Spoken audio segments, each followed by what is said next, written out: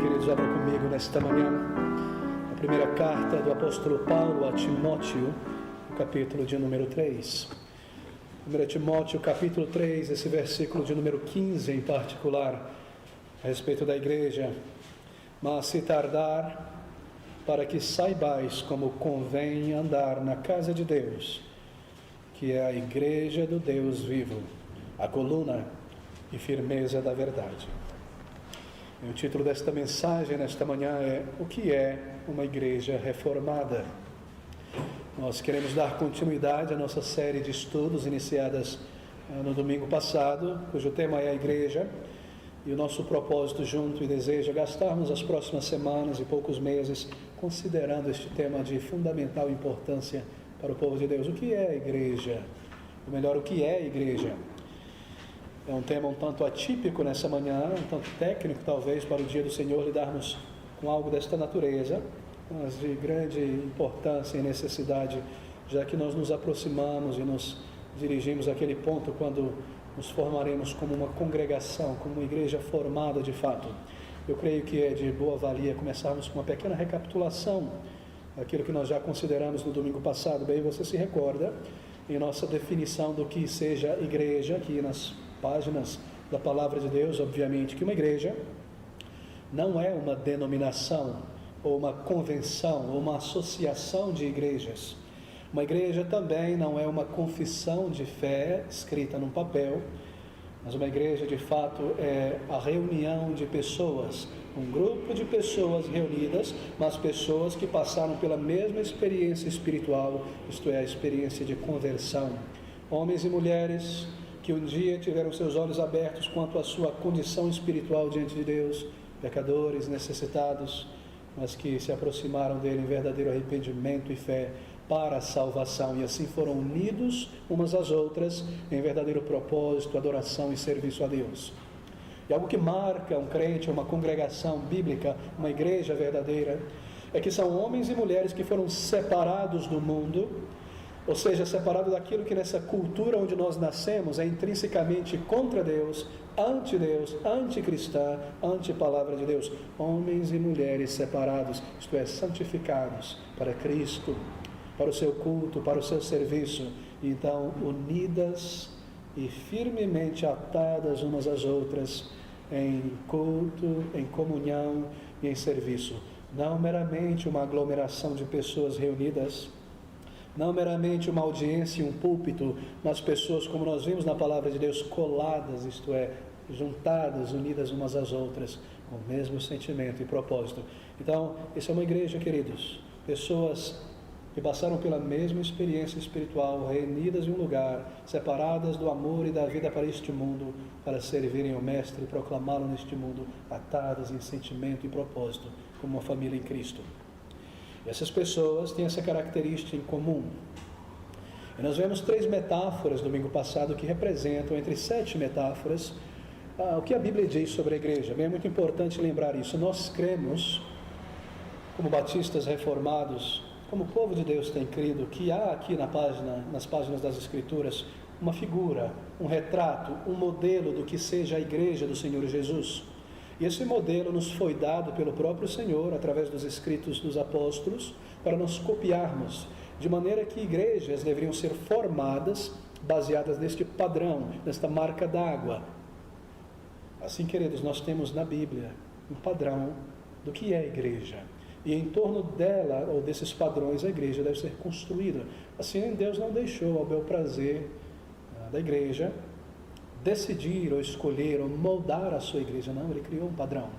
E nós cremos, eu sei que há outros grupos reformados que não pensam dessa maneira, como os presbiterianos, por exemplo, que tem apenas o princípio regulador do culto e creem que Deus tem determinado a maneira como o culto deve ser feito, mas governo, vida cristã, tudo mais, o crente decide. Quem sabe por isso não seja a resposta do porquê o mundanismo tem tomado conta de tantas congregações, mas nós cremos que a Bíblia tem determinado, Deus tem determinado, não só o modelo da igreja, mas como o crente deve viver, como deve ser o governo da igreja, essa igreja do Deus vivo, essa adoração do Deus vivo. Nós somos o povo de Deus. Será que o Senhor nos deixaria o bel prazer da imaginação humana para sermos tentados pelo inimigo de nossas almas? De maneira nenhuma, queridos.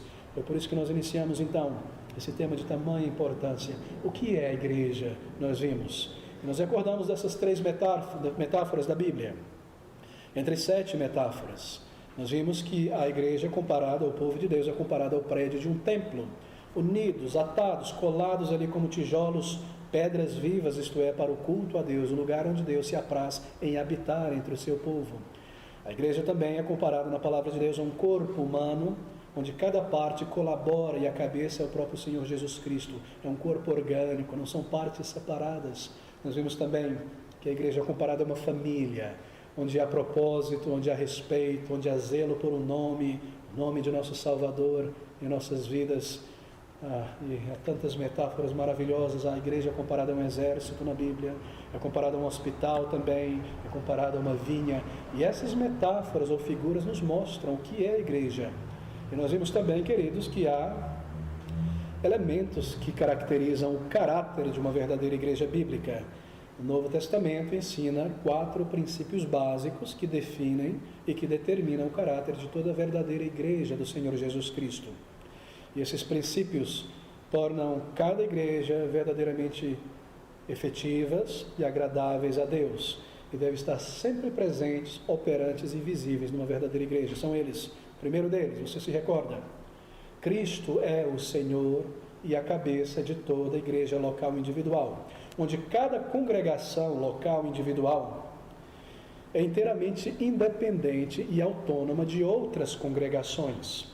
E ela não se sujeita a qualquer corpo denominacional, associação, sínodo, Supremo Conselho ou o que quer que seja. A igreja do Senhor é local e ela está sob a autoridade de Cristo através da sua palavra, com seu próprio governo estabelecido pela palavra. Ela não se submete a uma associação, ela é independente. Esse é um princípio de extrema importância para nós, sobretudo que somos independentes. O segundo princípio nós vimos é que somente crentes convertidos, pessoas que realmente nasceram de novo, esse é o ensino da palavra de Deus, devem ser admitidos para dentro da membresia da igreja.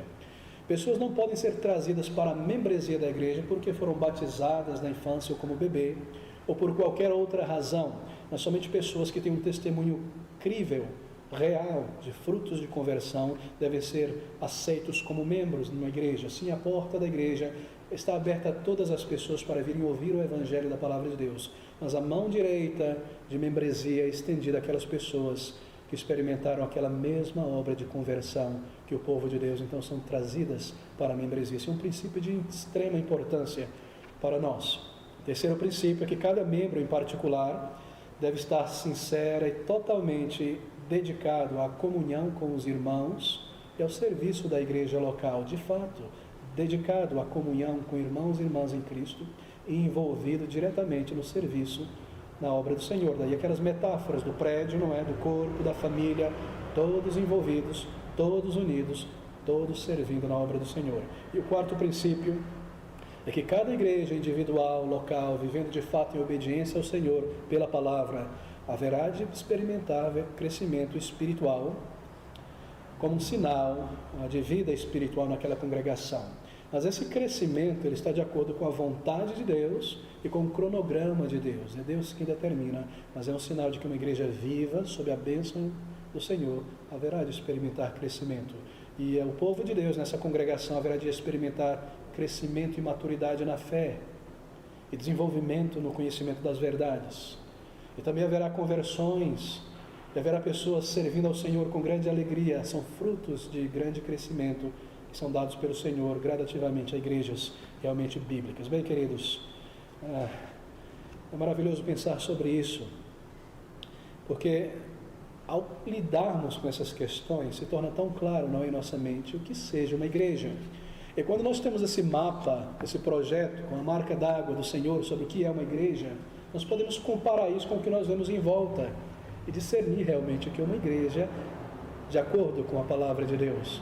E nós agradecemos a Deus por nos dar esses sinais, essas direções do que seja uma igreja. Assim nós não estamos perdidos neste mundo ou na escuridão a respeito do que seja a igreja. Nós podemos observar na palavra o modelo e podemos comparar com a nossa igreja, comparar onde quer que estivermos e saber se essa é uma igreja realmente bíblica, reformada de acordo com a palavra de Deus. Mas deixe-me voltar agora e afunilar um pouco o foco Bem, o que vem a ser uma igreja então reformada? O que caracteriza uma igreja que se autodenomina reformada? Eu creio que isso é de tamanha importância para nós no Brasil, porque é uma confusão que se espalha em toda parte sobre o que seja reformado. Eu creio que cada um dos irmãos, talvez, tenha experimentado a oportunidade ou passado pela situação de alguém lhe perguntar qual é a igreja que você frequenta, e você respondeu: eu frequento uma igreja batista, uma igreja reformada. E a pessoa tem entendido renovada ou reformado, que negócio é esse? É um crente que está se reformando, se recuperando de algum problema? E há um desconhecimento generalizado no Brasil do que seja uma igreja reformada, ainda embora os batistas em particular, quando chegaram aqui nesse país no século XIX, chegaram como reformados, e desde então a decadência da denominação batista em nossa pátria. Bem, o que é uma igreja reformada? Ser uma igreja reformada não é meramente possuir uma confissão de fé, seja Westminster Batista de 1689, não é simplesmente ter na prateleira ou ter pela manhã estudos bíblicos em cima da confissão. Ser uma igreja reformada não quer dizer simplesmente crer, ensinar os cinco pontos do calvinismo. É muito mais do que isso. Uma igreja reformada, queridos, eu creio que a melhor definição bíblica do que seja uma igreja reformada está aqui nessas palavras do apóstolo Paulo dirigidas a Timóteo. 1 Timóteo 3,15.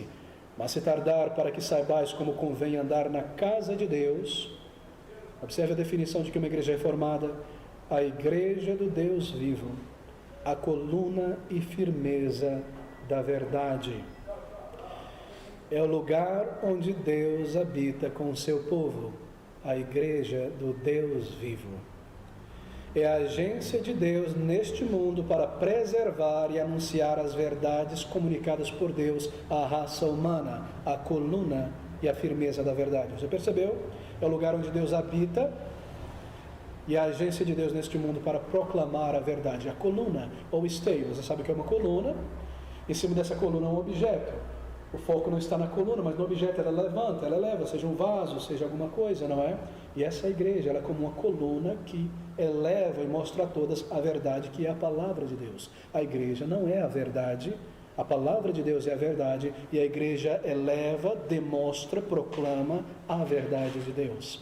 E aqui está uma definição maravilhosa do que seja uma igreja reformada. É uma igreja reformada de verdade, se ela é moldada pela palavra de Deus, então ela é um retrato muito, muito próximo de uma igreja dos tempos do Novo Testamento. Tirando o contexto histórico que aqueles crentes em Jesus experimentaram no primeiro século, uma igreja reformada hoje, moldada segundo a palavra de Deus, é um retrato vivo do que seja uma igreja do Novo Testamento. Bem, queridos, creio que um pouco de história nos ajudará aqui para tentar definir o que seja reformado, não é? Deixe-me tentar pensar sobre esse termo reformado. Todos sabem, em nossos estudos sobre história, na escola secundária, eu creio, que o termo reformado vem da reforma protestante no século XVI. Você se recorda também que por muitos e muitos séculos, o catolicismo romano, chamado de Igreja Católica Romana, ela ocultou a verdade da palavra de Deus, enterrando esta verdade debaixo de uma imensa parafernália de liturgias, de coisas místicas e esotéricas. Por séculos, essa instituição imensa dominou, assim por dizer, a palavra de Deus, porque em muitos países da Europa e também na Ásia, a palavra de Deus foi guardada apenas nos originais, grego e hebraico, aramaico, e o Novo Testamento se mantinha ali, mas ela não era traduzida para as línguas das regiões e países, ela fora traduzida para o latim. E aqui no Ocidente, a Igreja Católica dominava esses manuscritos e a tradução da palavra de Deus para a língua latina. Por muitos séculos, a Igreja Católica Romana tinha um imenso poder sobre os países, dominando reis eram coroados pelo Papa, e assim a verdade esteve oculta, entre aspas, nunca perdida, obviamente. Em teus estudos, eu tenho certeza que o início de tudo isso foi por volta do ano 313, quando o imperador Constantino declarou que todo o seu império seria agora cristão. Agora pense comigo, de repente, milhares de pagãos do mundo inteiro se viram obrigados a vestir a camisa do cristianismo, de maneira que eles começaram a frequentar igrejas por curiosidade ou por imposição. Mas porque eles não conheciam a Deus, não tinham uma experiência real de conversão, então eles trouxeram para as suas igrejas e inundaram essas igrejas com ídolos de todos os tipos, suas casas, suas mentes, seus corações. E aqueles ídolos que eles adoravam e carregavam nos seus bolsos e tinham sobre as suas mesas, atrás das suas portas, começaram a receber nomes de santos, nomes de personagens da Bíblia, etc. E porque agora o império, o grande império romano, aquela força tremenda, tinha uma religião oficial declarada cristianismo, e esse império era localizado na cidade de Roma, na Itália, então essa igreja também tinha que ter a mesma aparência desse império. Ela tinha que receber uma estrutura imperial. E assim foi que a igreja, ou as igrejas localizadas na cidade de Roma, tiveram uma grande influência sobre muitas igrejas, e aos poucos esses laços que já existiam de fraternidade se tornaram laços formais de associação ao longo dos séculos. E se o Império Romano tinha toda a sua estrutura de imperador, não é, de senadores, de conselhos, guarda pretoriana, e todo o luxo, toda a glória, e todas as coroas e o ouro, etc., então essa igreja tinha que ter a mesma coisa, e aos poucos esses elementos começaram a passar para dentro dessa igreja, a partir do século IV, não é? 300 e alguma coisa, 13. E na igreja começou a se dar nomes e distinções a certos pastores, certos líderes, que se tornaram líderes de líderes, pastores dos pastores, pais dos pais, patros, patrons, papa.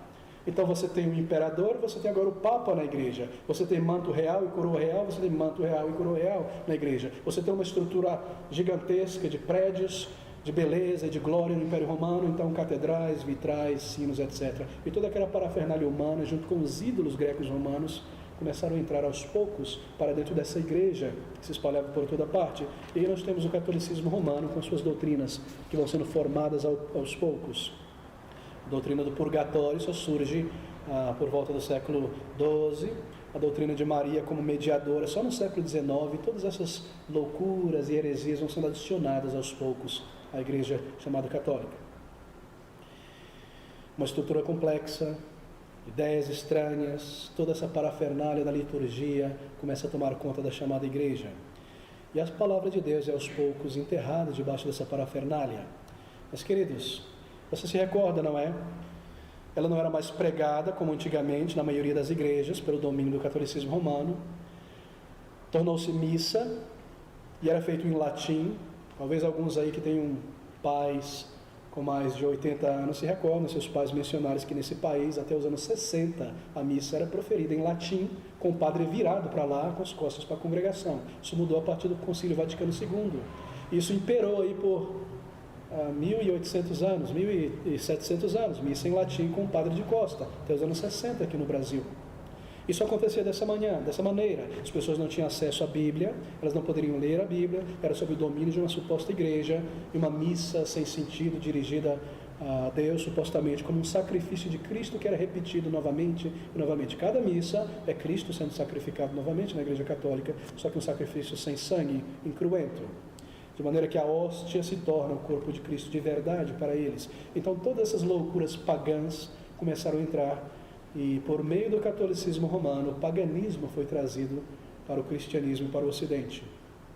Mas não pense que a verdadeira igreja do Senhor Jesus Cristo desapareceu, não. Porque a promessa do Senhor Jesus, em Mateus capítulo 16, 25, é que Ele edificaria a sua igreja e as portas do inferno não prevaleceriam. E assim, amigos, sempre houve igrejas fiéis, sempre houve igrejas locais espalhadas pelo mundo inteiro, fiéis à palavra de Deus, crentes de verdade que não dobraram os joelhos aos ídolos do paganismo católico romano. Muitos foram trucidados, destruídos, mortos, espalhados por toda parte, se reunindo em catacumbas, se reunindo em locais distantes, mas a igreja sempre existiu, e a palavra sempre foi proclamada, e o evangelho sempre foi proclamado também. Até que no tempo da graça de Deus, eu vou fechar esse resumo histórico no momento, quando aprove a Deus trazer um reavivamento sobre a sua igreja, e levantar um número de pastores e de igrejas diferentes em países diferentes, e dar ousadia a esses pregadores a que espalhassem o evangelho, não temendo a morte. Muitos e muitos e muitos foram mortos pela igreja católica.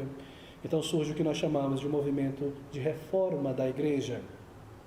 A palavra de Deus começa a ser traduzida do original para as línguas dos povos, não é? Em vários países da Europa. E dentro da própria instituição católica romana, muitos padres e monges, pelo estudo da palavra de Deus, começaram a conhecer a Cristo Jesus e foram salvos e saíram daquela instituição. E a questionar o distanciamento daquela instituição, da palavra de Deus, homens como John Hus e tantos outros, então o mais conhecido de todos, Martinho Lutero, e as suas 95 teses, contra o ensino da Igreja Católica, que ele pregou na porta de uma igreja, mostrando e comparando com a palavra de Deus o distanciamento daquela igreja. E o seu desejo inicial era reformar a Igreja Católica, daí o termo reforma, ele não queria sair imediatamente dela, levá-la de volta à palavra de Deus, mas não foi o que aconteceu. Ele deixou a igreja, e muitos saíram com ele do meio do erro, e congregações foram estabelecidas em toda parte, e aqueles crentes que se reuniam escondidos começaram a ter mais ousadia, e muitos líderes de países, condes, etc., tomaram a força e foram influenciados pela palavra. Muitos foram convertidos, dando espaço e poder à palavra de Deus para ser traduzida.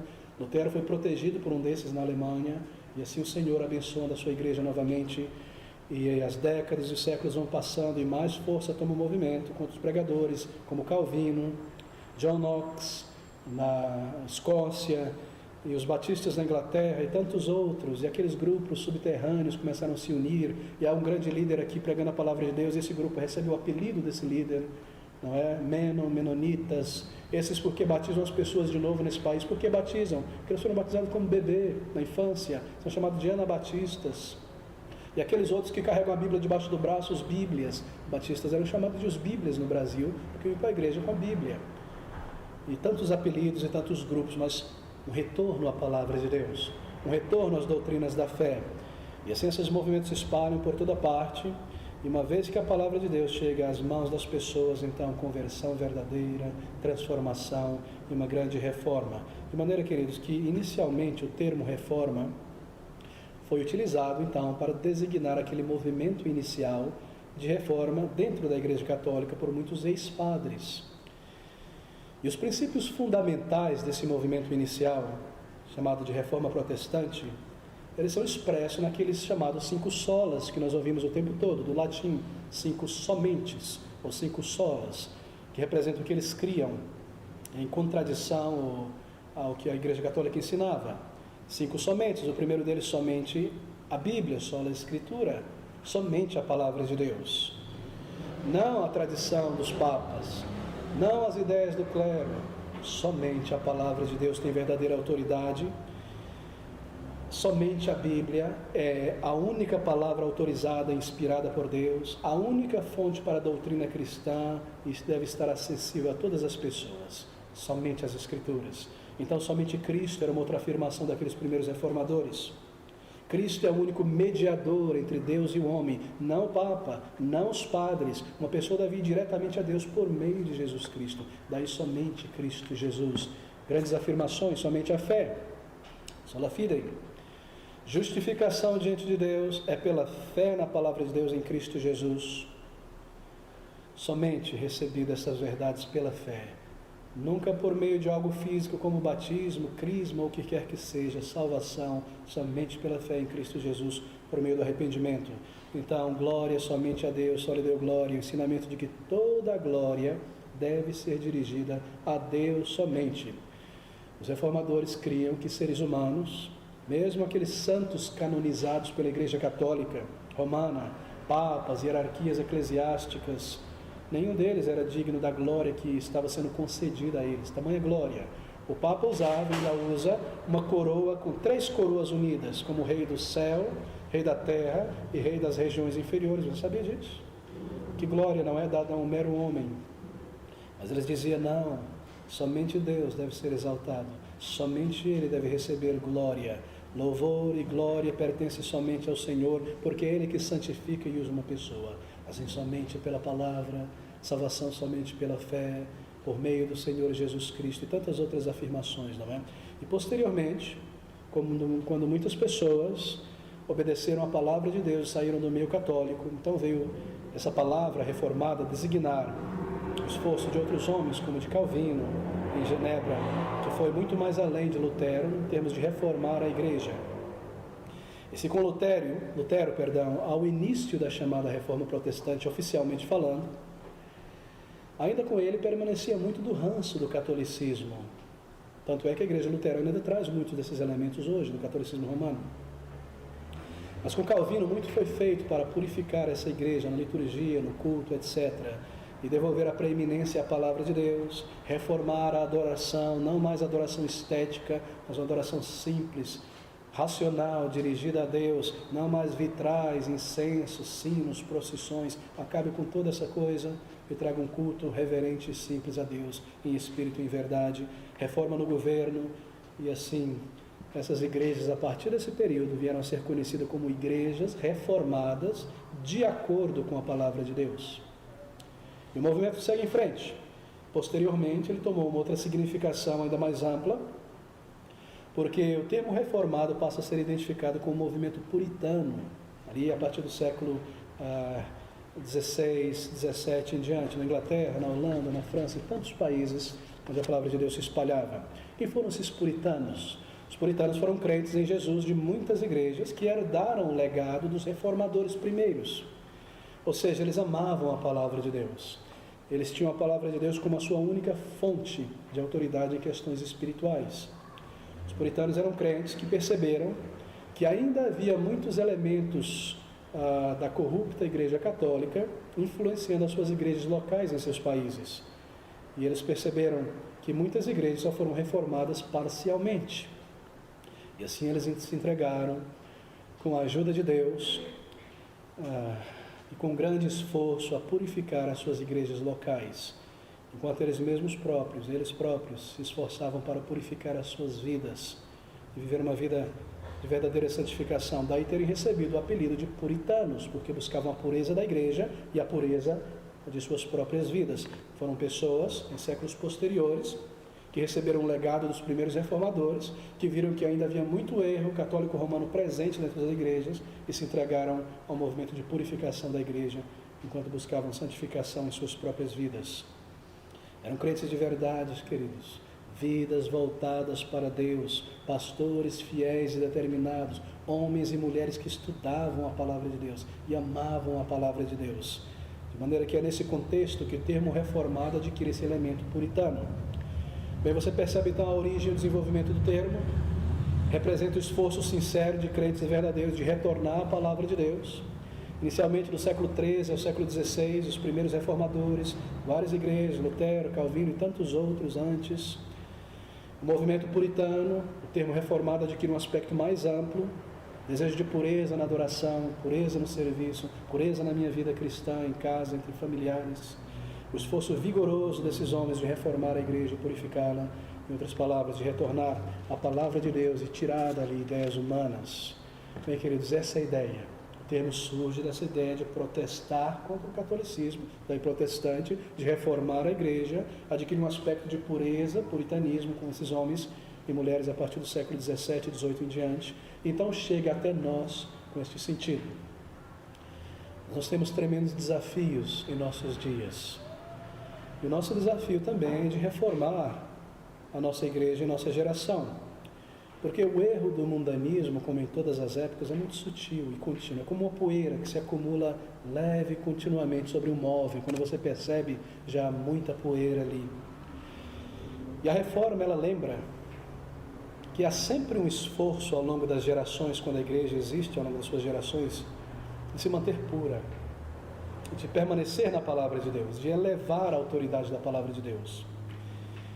E o movimento puritano, ele apontou para o fato de que não há reforma de igrejas sem que haja primeiramente uma reforma pessoal, uma purificação pessoal de vida, uma santificação pessoal diante do Senhor, e que não há reforma de uma igreja sem que haja um esforço sacrificial para conhecer, para amar, para proclamar e para defender a palavra de Deus. Santificação de vida pelo Espírito através da palavra, santificação da igreja pelo Espírito através da palavra. Em cada geração, para a igreja, há o desafio da reforma. Esse é o desafio da reforma. Purificação de nossas vidas e da igreja, um retorno à palavra de Deus. Agora, queridos, você percebe o erro de muitas pessoas por aí no meio reformado? Você continuamente ouve coisas como essa: nós precisamos voltar à reforma, não é verdade? Mas os reformadores não voltaram à reforma, eles voltaram à palavra. E aí, quando você começa a cavar um pouco o que esses líderes aqui no Brasil e em outras partes dizem sobre o que é voltar à reforma, o que eles querem dizer é: nós precisamos voltar ao queijo e ao vinho da reforma, à arte da reforma, à música clássica da reforma, Bach, em comparação às músicas católicas. Não é verdade? Então há muitas pessoas que se dizem reformadas e tudo que elas querem é beber desse mundo um pouquinho mais purgado, através do que é a cultura chamada reformada, filosofia reformada, a música reformada, a arte reformada, enquanto eles estão bebendo do mundo. Mas voltar à reforma não é voltar ao subproduto da reforma na cultura, mas sim a palavra de Deus. Vidas separadas do mundo, para a glória do Senhor. É retornar à essência do amor e da submissão à palavra de Deus e uma vida de verdadeira fé. Bem, em cada geração o desafio da reforma está presente, porque é um desafio para a santificação. Em um aspecto individual, nunca houve um tempo tão mau, vil, sensual, de um ateísmo militante quanto o nosso. E esse é o chamado da reforma para nós hoje, porque é o chamado de Deus em sua palavra para a reforma de vidas, vidas voltadas para Ele, vidas sob a autoridade da palavra de Deus. Em um aspecto coletivo, como pessoas salvas, juntos, como igreja, o chamado da reforma ainda é o mesmo, é a purificação da igreja, para fora da igreja o mundanismo, para fora da igreja a linguagem mundana de música, de rock, de pop e o que quer que seja. Crentes santificados, não crentes moldados segundo a cultura deste mundo. Esse é o chamado de Deus para a purificação do corpo visível de Cristo, da sua noiva. É o mesmo chamado de sempre. Essa foi a bandeira da reforma. Mas parece que muitas pessoas estão confusas em nossos dias. Eles querem voltar ao subproduto da reforma mais do que a palavra de Deus na reforma. Tremendo, não é? Pensar sobre isso.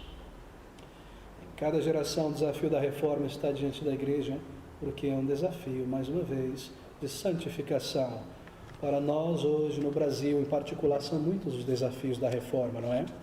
Santificar a igreja do mundanismo, do liberalismo teológico que põe a palavra de Deus de lado, do pentecostalismo e suas ideias nocivas, esotéricas e místicas, do dispensacionalismo. Você percebe que cada um desses ismos é uma tentativa de remover a palavra de Deus, como o catolicismo fez do povo de Deus. O liberalismo teológico esvazia a palavra de Deus. Isso aqui é folclore, é muito mito judaico, aqui é muita influência daquelas tribos em volta. Nem tudo aqui é bíblico, nem tudo aqui é divino. A gente tem que aprender a separar. E aí você rouba a palavra de Deus do povo de Deus. O pentecostalismo faz essa mesma coisa, reduz a autoridade da palavra de Deus e eleva a experiência humana por sonhos, visões e tantas coisas. Traz o mundanismo pela música típica do pentecostalismo, da oração do ego. E o dispensacionalismo rouba grande porção da palavra de Deus, diz: não, é somente para Israel, igreja classe A, como nós vimos, gentios na igreja classe B. Que desafios nós temos para a reforma hoje, não é? Nos livrar dessas influências mundanas e satânicas da igreja. E como crentes individuais, estarmos atentos à força do mundo. Será que nós temos bebido da cultura do mundo?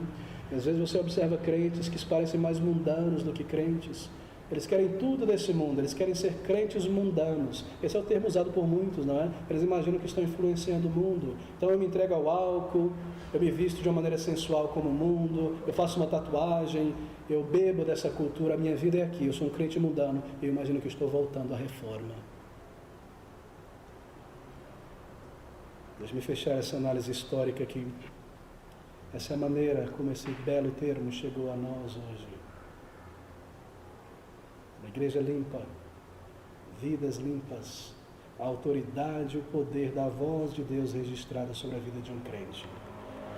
Vidas voltadas para Deus, igrejas agradáveis a um Deus santo, homens e mulheres regenerados, atados e unidos uns aos outros, um grande vigor e veemência por manter a igreja pura e separada do mundo. Todas essas igrejas que ao longo da história foram denominadas igrejas reformadas, independente do grupo a que pertenciam, batistas, presbiterianos, congregacionais, possuíam esses distintivos. E esses distintivos são essenciais. Distintivos da reforma são distintivos de uma verdadeira igreja bíblica.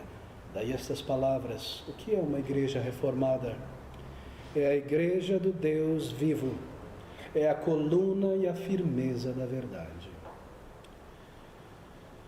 Há certos distintivos que marcam uma igreja chamada reformada. Eu quero concluir em alguns minutos lidando com eles. O primeiro deles é esse: somente a Bíblia, somente as Escrituras revelam a verdade de Deus ao ser humano, e não há nenhuma outra fonte de revelação de verdades eternas. Nenhuma palavra do Senhor para mim, nem um sonho ou qualquer coisa do tipo. Somente a verdade contida nas Escrituras, fechadas aqui, foram uma vez por todas entregue ao povo de Deus, como nos diz Judas, não é?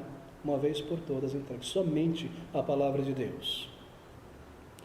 Nós devemos ter a Bíblia, as Escrituras, e dar a ela a mesma reverência que nós devemos a Deus, porque a Bíblia é a voz de Deus revelada. Estou dizendo que você deve pegar o livro e beijar e levantar ele. Essa é a atitude de um pagão, não é? Você percebe o paganismo através do catolicismo romano. É isso que eles fazem. Eles dizem, eu amo a palavra. Eles beijam, ajoelham e põem ela em cima de lado. Não, queridos. É obedecer à voz de Deus e cumpri-la e ser moldada para todo o povo de Deus, em particular os reformadores e puritanos. As Escrituras foram fonte infalível, inerrante da vontade de Deus. Mas o catolicismo romano tinha usurpado isso e dado ao Papa essa autoridade, dizendo que o Papa é infalível. Você percebe? Esse foi o ponto inicial de toda a reforma protestante. Foram crentes que se apegaram à palavra de Deus, contrastaram essa palavra, este ensino, com o ensino do Papa, e escolheram honrar e dar ouvidos à palavra de Deus mais do que à voz do homem. Esse é o desafio para você e para mim. Não dar ouvidos a uma palavra do Senhor que a irmã profeta trouxe, ou que o pastor apóstolo trouxe. Você percebe o desafio da reforma diante de nossos olhos? Queridos, grande veemência, grande amor por estas verdades reveladas, elas acima de todas as coisas. E foi assim que começaram a emergir igrejas realmente moldadas de acordo com a palavra de Deus, igrejas realmente reformadas de acordo com a palavra de Deus. Perceba essa diferença. Hoje há igrejas com o nome de reformadas, igrejas que são realmente reformadas de acordo com a palavra de Deus. Há igrejas que trazem a herança e o subproduto da reforma, e há igrejas que são realmente reformadas de acordo com a palavra de Deus. Somente as Escrituras. A igreja reformada deve reconhecer a palavra de Deus escrita como a única expressão autorizada da vontade divina para todos os aspectos da igreja, do governo, da adoração, da vida de um crente neste mundo, da sua postura. E esse ensino, ele não surgiu da cabeça dos reformadores, eles apenas redescobriram o que está na palavra de Deus. Deixa eu me provar com alguns versículos. Deuteronômio capítulo 4, versículos 1 e 2. Você pode anotar, eu vou passar rápido por esses versículos. Deuteronômio 4, 1 e 2. Agora, pois, ó Israel, lembre-se que Israel representa a igreja. Ouve os estatutos e juízos que eu vos ensino, para os cumprirdes, para que vivais e entrais e possuais a terra que o Senhor Deus, vosso Pai, vos dá. Não acrescentareis à palavra que vos mando, nem diminuireis dela, para que guardeis o mandamento do Senhor vosso Deus, que eu vos mando. Você sabia que o livro de Deuteronômio, os primeiros 5 livros da Bíblia, eram um livro só? Aqui no primeiro livro da Bíblia, que era um só no início, há um comando a não acrescentar nada à palavra de Deus e não tirar nada da palavra de Deus, mas obedecer e viver a palavra de Deus. Provérbios capítulo 30 agora, versículos 5 e 6.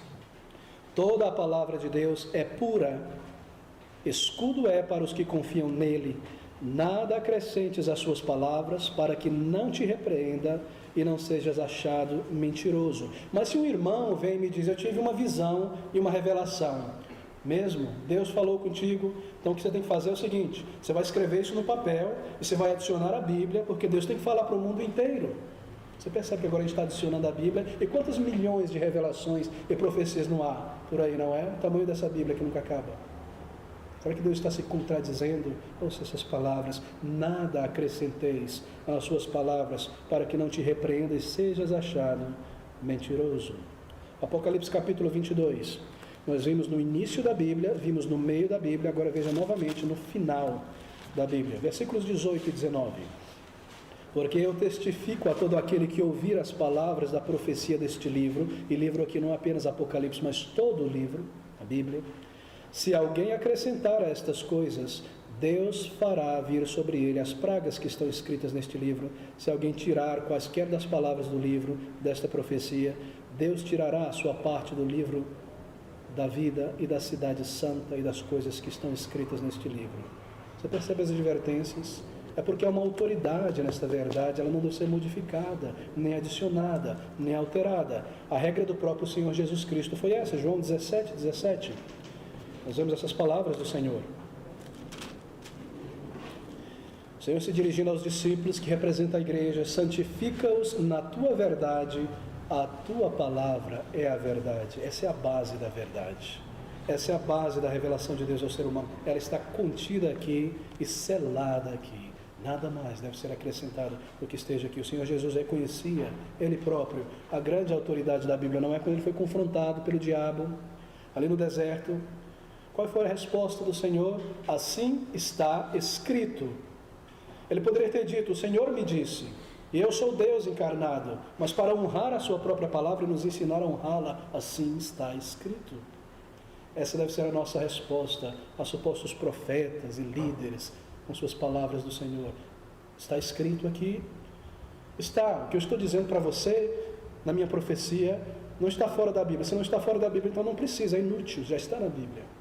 É diferente da Bíblia, então tem que ser rejeitado, porque está fora da Bíblia. Você percebe, queridos? Tudo está aqui. Algumas pessoas se afastam da palavra de Deus. Nós temos os relatos do Senhor Jesus.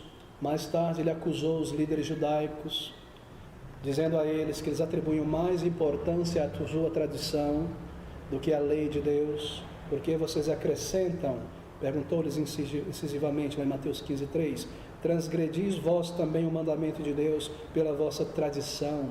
E nós podemos dizer o mesmo hoje: vocês transgridem a palavra de Deus pelas vossas revelações, intuições e palavra do Senhor. Mesmo desafio da reforma diante de nós. Nós devemos amar essas verdades e conhecê-las a fundo e dividir bem a palavra de Deus e defendê-las como nunca antes. De maneira que uma igreja reformada reconhece a absoluta autoridade da palavra sobre todas as coisas. Outro distintivo de uma igreja reformada, de acordo com a palavra de Deus, ela proclama a transcendência e a glória do Senhor. Ela enfatiza a soberania de Deus em todas as coisas, a majestade, a glória, o poder, a divindade do Senhor é manifesta e proclamada pelo seu povo. A igreja reformada afirma isso, e isso deve estar visível em tudo que a igreja reformada faz. A Bíblia ela dá grande ênfase à majestade de Deus, à soberania de Deus. Por exemplo, em Isaías capítulo 57, versículo 5, a Bíblia se refere a Deus como o alto e sublime que habita na eternidade, cujo nome é santo. Que palavras gloriosas. Aquele que possui em si próprio e somente em si toda a perfeição e toda a glória e todo o poder. A soberania de Deus é absoluta, e ela se estende a cada detalhe da história, da manifestação de Deus. Lá em Deuteronômio 4:35, Daniel 4:35, Deus, Ele age como lhe agrada com os exércitos dos céus e com os habitantes da terra. Ninguém é capaz de resistir à sua mão, nem dizer-lhe: o que fizeste? Quem somos nós, diante de um Deus glorioso e santo? De maneira que isso afeta uma igreja reformada segundo a palavra de Deus. De que maneira isso afeta, queridos, uma igreja verdadeiramente reformada? Bem, afeta primeiramente a adoração dessa igreja. Igrejas reformadas segundo a palavra de Deus têm a majestade e a glória de Deus a despertar um senso de grande piedade e santo temor em nossos corações, no nosso ato de culto público. É por isso que há ordem no culto público. Uma igreja reformada, os adoradores aprendem a ter ciência de estarem na presença de Jeová, Deus infalível e majestoso. Esse conceito, ele bane pensamentos levianos. Por que é que nós pedimos que quando a palavra de Deus está sendo lida e alguém chegue atrasado, que espere lá fora? Por causa da glória de Deus em seu culto.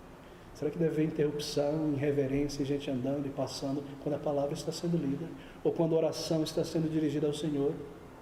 Oh, amigos, o foco não somos nós, é o nosso Deus. Se alguém chama atenção para si mesmo e faz algum barulho, distração, coisas do tipo, será que nós devemos roubar a glória de Deus e trazer atenção para nós mesmos? Por isso que nós temos esse grande foco, em grande reverência. Coisas gloriosas, coisas profundas, hinos que exaltam o Senhor, que falam sobre a experiência cristã. É por isso que é vergonhoso chegar atrasado na igreja, tropeçando para dentro do culto, quando Deus está sendo adorado, coisa leviana. Honra, glória, soberania de um Deus eterno e glorioso. Mas pastor, se o senhor falar assim, as pessoas vão embora. Que o Senhor permaneça aqui, e que o Espírito de Deus permaneça aqui. Não é verdade? Essa é a diferença. Igrejas voltadas para a glória do Senhor.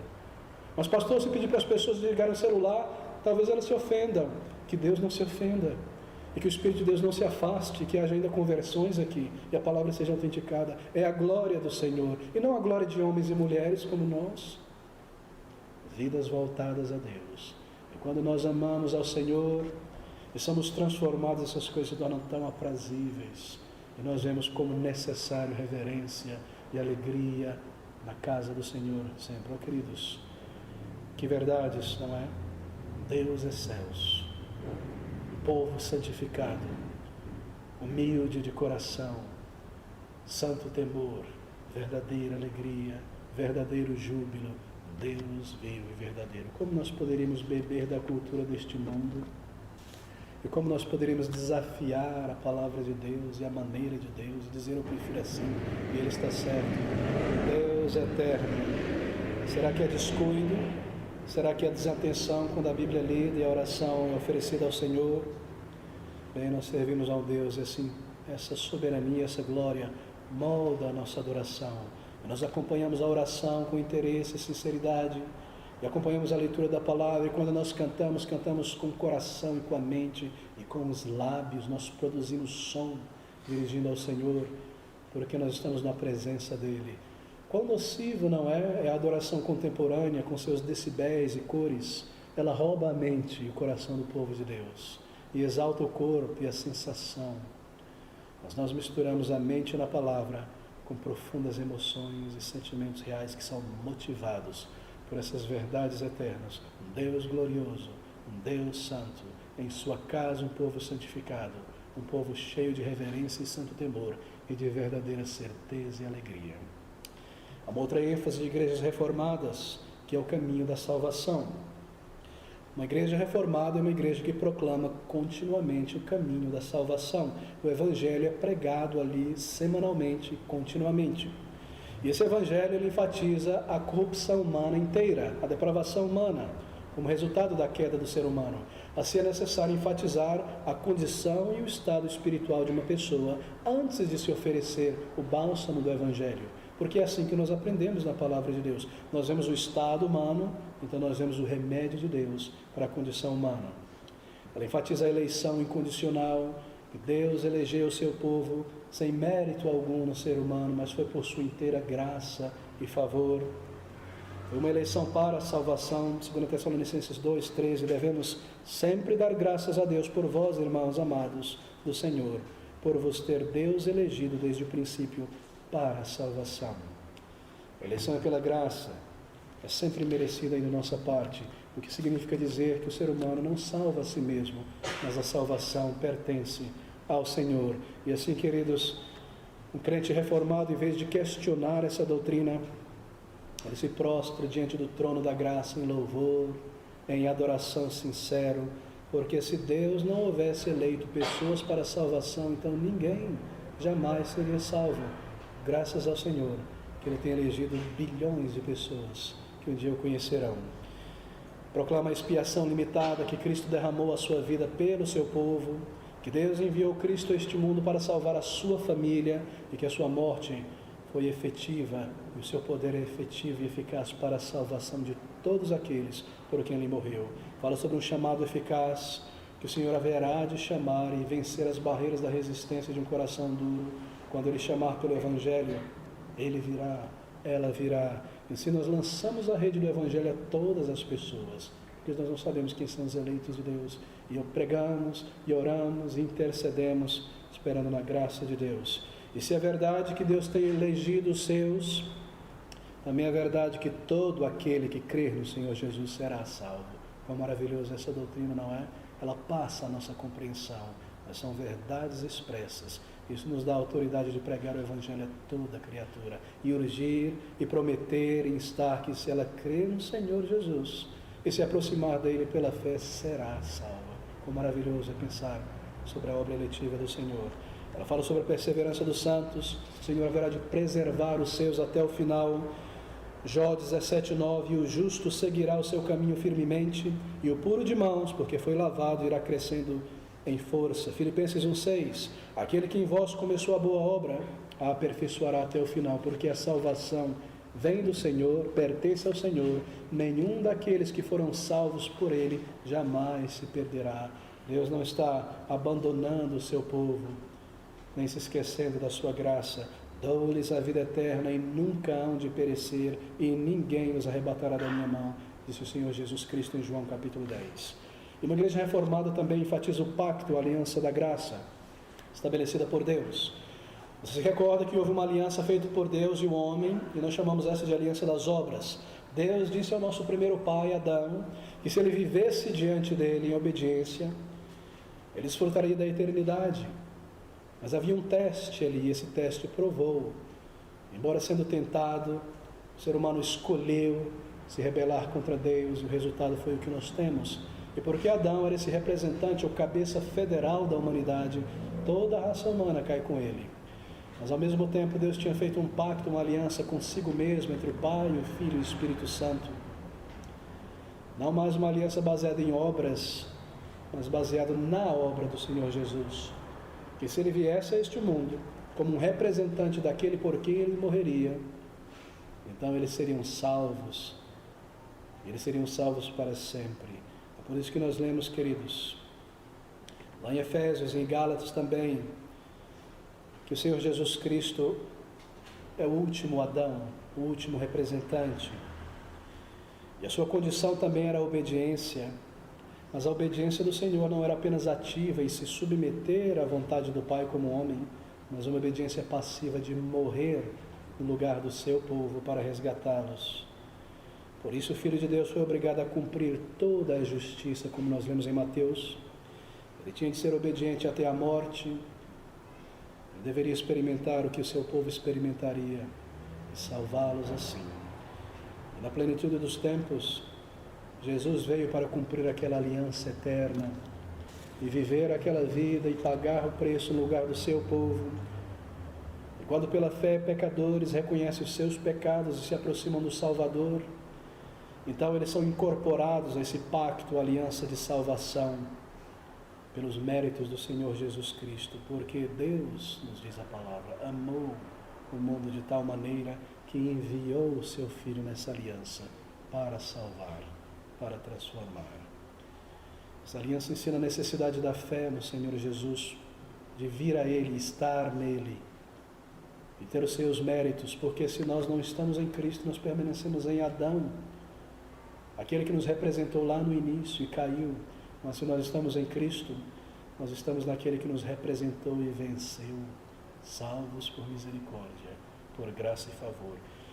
E uma igreja reformada, por fim, enfatiza a experiência da graça.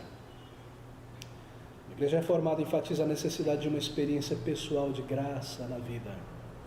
O cristianismo reformado, queridos, ensina a necessidade de sermos ensinados no íntimo, em nossos corações. A religião reformada é essencialmente experimental, é de um relacionamento com Deus. Todo crente reformado tem um desejo de conhecer mais a Deus, de ser santificado por Ele, de andar em sua presença. Um desejo no íntimo de santificação e de separação do mundo e de alcançar almas no mundo. Esse é um desejo tão sincero. Paulo nos diz em Romanos 7:22, segundo o homem interior, tenho prazer na lei de Deus. O crente reformado ama a lei de Deus. Ele não é salvo pela lei, mas ele é salvo para viver a lei agradável a Deus. Há um desejo de honrar ao Senhor. A lei se torna uma regra de vida para o crente, uma regra de santificação. E uma igreja reformada, ela proclama o Evangelho. Eu não precisaria dar exemplos muitos, mas há um grande erro, uma falácia de que se você é um reformado, um calvinista, você não proclama o Evangelho. Oh, que loucura, que falácia histórica. George Whitefield, para que houve um grande pregador como aquele homem, crente reformado, John Bunyan, William Carey, indo para a Índia, pregando a sua vida para alcançar milhões de almas, Pastor Spurgeon e tantos outros grandes proclamadores da graça. Os maiores pregadores do Evangelho na história têm sido homens e mulheres reformados. Pense sobre isso por um minuto. E por fim, grande consagração de vida. Uma igreja reformada segundo a palavra de Deus incentivará o espírito de verdadeira devoção entre o povo, expresso em vidas verdadeiramente consagradas ao Senhor. Esse é o espírito da reforma. Sermos governados por Deus. Romanos capítulo 14, 8. Porque se vivermos para o Senhor, vivemos. Se morremos para o Senhor, morremos. De sorte que ou vivamos ou morramos, somos do Senhor. 1 Coríntios capítulo 6, 19. Não sois de vós mesmos, fostes comprados por bom preço. Glorificai, pois, a Deus no vosso corpo e no vosso espírito, os quais pertencem ao Senhor. Se uma igreja de fato bíblica e reformada, seus membros serão completamente comprometidos com Cristo Jesus, sua palavra e uns com os outros. Que o Senhor nos abençoe. O que é então uma igreja batista reformada? Está exatamente aqui. Talvez isso nos diferencie de outros grupos na questão de batismo. Há uma ênfase no batismo de crentes verdadeiramente salvos, que um dia reconheceram seus pecados e buscaram conscientemente o Salvador. Um bebê não pode fazer isso. E de um governo centrado na palavra de Deus e não em ideias humanas ou sínodos, etc. Talvez essa seja a nossa diferença entre outros grupos reformados. Mas aqui está, queridos, eu concluo com estas palavras. O que é uma igreja reformada? É a igreja do Deus vivo, a coluna e a firmeza da verdade.